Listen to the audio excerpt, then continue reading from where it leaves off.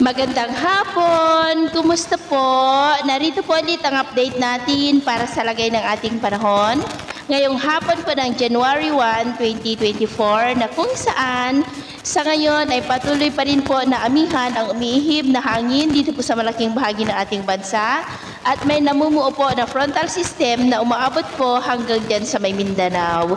At sa ating long range forecast ay nananatili pa rin naman po na walang namamataan mula rito na banta ng bagyo sa ating bansa hanggang po sa susunod na 2 linggo. At sa lagay ng ating panahon, ngayong hapon ay maulap ang kalangitan with isolated rains dito po sa may Cagayan Valley, Cordillera, Ilocos Region, Pangasinan, Zambales, Palilo Island, Southern Quezon, Bicol Region, the Mindoro Provinces, Samar Provinces, Leyte, Bohol, Negros, Panay Island, Caraga, Northern Mindanao, Davao Region at Sorsogon. At mamayang gabi, posible pa rin ang mga isolated rains sa ilang bahagi po ng ating bansa. Kaya mag-ingat pa rin po tayo sa mga posibleng banta po ng mga pagbaha at pagguho ng lupa. At naman pong mga baybayin dahil sa malakas na amihan ay matataas po ang mga alon sa northern part ng Ilocos Norte, northern part ng Cagayan, Babuyan Islands at Batanes na ang mga alon po ay posibleng aabot hanggang po sa 2.5 to 3.5